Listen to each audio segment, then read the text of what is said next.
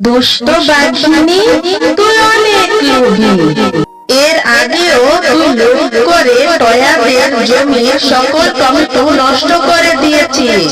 এখন আবার টয়াদের জমির সোনার টমেটোগুলি চুরি করতে এসেছিস। দাঁড়া, এক্ষুনি তোকে আমি মজা দেখাচ্ছি। এই নে। ওরে বাবা রে, ওরে মা রে, সোনার টমেটো গাছ, আমাকে ছেড়ে দাও।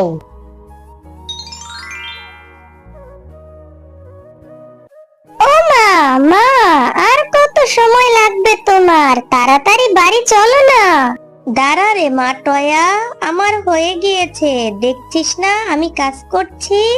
আমাদের নতুন বাগানের টমেটো এগুলা। দেখছিস টমেটোগুলো দেখতে কত সুন্দর? তুই দেখবি এই টমেটোগুলি রান্না করলেও খেতে অনেক মজা লাগবে। তুই অনেক মজা করে খেতে পারবি। না মা, টমেটো খেতে আমার একদম ভালো লাগে না। তুমি তাড়াতাড়ি বাড়ি চলো না মা। আচ্ছা আচ্ছা, চল। এতটুকু টমেটোই আজকের জন্য যথেষ্ট। আজকে না হয় অল্প একটু টমেটো দিয়ে রান্না করব। মা, আমার তো টমেটো খেতে একদম ভালো লাগে না, কিন্তু তুমি যে টমেটো চাটনি রান্না করছো তার থেকে যে সুন্দর ঘ্রাণ বের হচ্ছে মা, মনে হচ্ছে এখনই আমি খেয়ে ফেলি। ও মা, মা, তোমার রান্নাটা কত দূর? তাড়াতাড়ি খেতে দাও না মা, আমার যে খুব খেতে ইচ্ছে করছে। হ্যাঁ রে মা টয়া, টমেটো গুলো থেকে খুব সুন্দর ঘ্রাণ বের হচ্ছে। এই তো এক্ষুনি হয়ে যাবে, আমারও রান্না প্রায় শেষ। খুব করে তো বলেছিলি যে আমি টমেটো খাবো না, আমি টমেটোর তরকারি খেতে পছন্দ করি না। দেখবি খেতেও ইনশাআল্লাহ অনেক মজা হবে। এই তো মা, আমারও হয়ে গিয়েছে। তুই ঘরে যা, আমি তোর জন্য খাবার বেড়ে নিয়ে আসছি।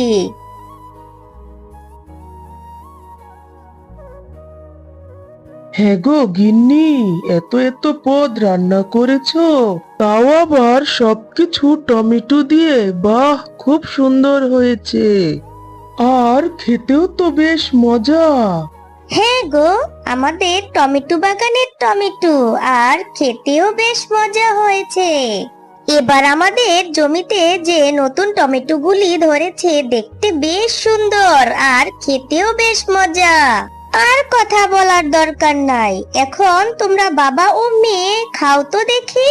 হ্যাঁ মা, আমাদের জমিতে যেই টমেটো গুলো ধরেছে তা দেখতেও সুন্দর আর খেতেও বেশ মজা। মা, আমাদের জমিতে তো অনেক টমেটো হয়েছে। এখান থেকে কিছু টমেটো পেড়ে বাবা তো বাজারে নিয়ে বিক্রিও করতে পারে, তাই না মা? হ্যাঁ গো, আমাদের মেয়ে তো ভালো কথাই বলেছে। জমির টমেটো গুলো কিছু পেড়ে তুমি বাজারে নিয়ে বিক্রিও তো করতে পারো, তাহলে আমাদের কিছু টাকাও তো আসবে। তুমি কালকে বরং আমাদের জমি থেকে কিছু টমেটো পেড়ে বাজারে নিয়ে বিক্রি করে এসো। হ্যাঁ গো গিন্নি, তুমি ঠিকই বলেছো, এমনিও হাতে কোনো টাকা নেই। কালকে বরং কিছু টমেটো বাজারে নিয়ে বিক্রি করে আসবো। আর কিছু টমেটো বিক্রি করতে পারলে ভালোই তো হয়, হাতে কিছু টাকা আসবে।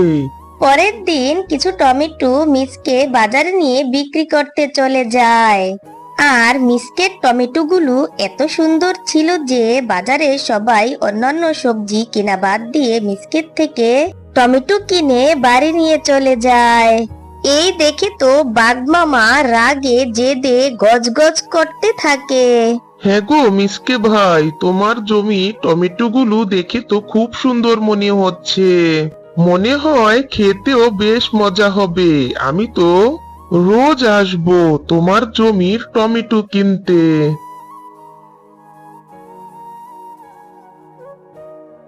হ্যাঁ গো, তোমার মনটা আজকে এত খারাপ কেন? কি হয়েছে বলো আমাকে। বাজারে কি বেচাকেনা ভালো হয় নাই আজকে? গিন্নি, মন খারাপ হবে না তো কি হবে? মিসকে ওদের জমিতে টমেটো চাষ করেছে, আর সেই টমেটো নিয়ে বাজারে আজকে বিক্রি করতে এসেছে। তাই তো কেউ আমার সবজি কিনে নাই, সবাই মিসকের থেকেই টমেটো কিনে নিয়ে বাড়িতে চলে গেছে। আজ আমার তাই কোনো বেচা কিনি হয় না। ওর টমেটো গুলি এত সুন্দর যে সবাই ওর দোকান থেকে টমেটো কিনে, কেউ আমার দোকান থেকে একটা সবজিও কিনে না। এখন কি যে করি, এরকম চলতে থাকলে তো আমার ব্যবসা একেবারেই বন্ধ হয়ে যাবে। ও, এই ব্যাপার। ওগো, তুমি কোনো চিন্তা করো না, এই মিসকের ব্যবস্থা আমি করছি। শোনো শোনো, আমার একটা বুদ্ধি এসেছে। যদি মিসকের সেই বাগানে টমেটোই না থাকে, তখন মিসকে কি বিক্রি করবে বলো তো? হ্যাঁ গো গিন্নি, ঠিকই বলেছো।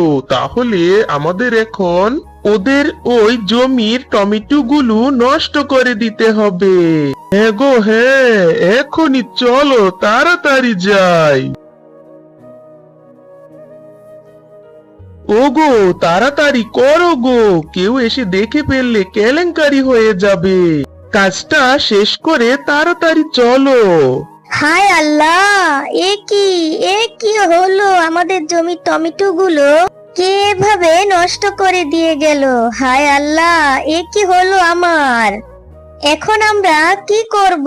আমাদের সমস্ত আয় উপার্জন তো নষ্ট করে দিল।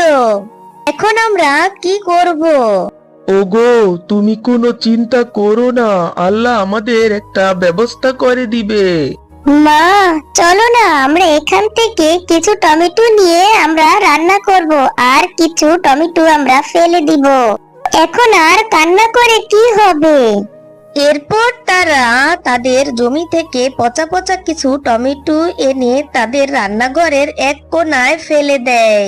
আহারে, এই টমেটো গুলো শেফার জমির কত কষ্টের টমেটো ছিল, আর এই কষ্টের ফলগুলো প্রতিবেশীরা নষ্ট করে দিল। আমি এক্ষুনি জাদুকরি শক্তি দিয়ে এই পচা টমেটো গুলো সোনার টমেটো গাছে রূপান্তরিত করে দেই।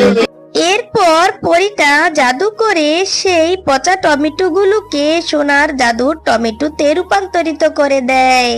ওমা, দেখো আমাদের সেই পচা টমেটো গুলো থেকে কি সুন্দর টমেটো গাছ হয়েছে। এগুলো মনে হয় তো সোনার টমেটো গাছ। এরে মা, তাই তো দেখছি। আমি তো আমার নিজের চোখেই বিশ্বাস করতে পারছি না। কি সুন্দর সুন্দর সোনার টমেটো জন্মেছে গাছে। হ্যাঁ টয়া, আমরা জাদু করি সোনার টমেটো গাছ। তোমরা অনেক ভালো, তাই তো তোমাদের সেই পচা টমেটো গুলো থেকে এত সুন্দর সোনার টমেটো গাছ জন্মেছে। এখন থেকে তোমাদের আর কোনো অভাব থাকবে না।